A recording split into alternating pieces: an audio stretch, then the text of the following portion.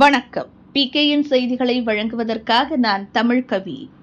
சென்னை மாநகராட்சி வடக்கு மண்டலத்தில் உள்ள திருவொற்றியூர் கார்கில் நகர் பகுதியில் தேசிய பேரிடர் மீட்புப் படை வீரர்கள் இன்று பொதுமக்களுக்கு சமுதாய விழிப்புணர்வு நிகழ்ச்சி நடத்தினர்.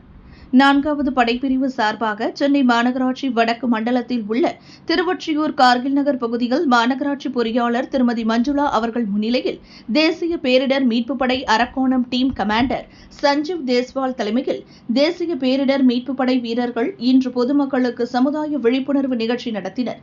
இதில் மழை வெள்ள நாட்களில் எவ்வாறு பாதுகாப்பாக இருப்பது, மருத்துவ முதலுதவி சிகிச்சை மற்றும் தேசிய பேரிடர் மீட்புப் படை பணிகள் குறித்து செயல் விளக்கம் அளிக்கப்பட்டது.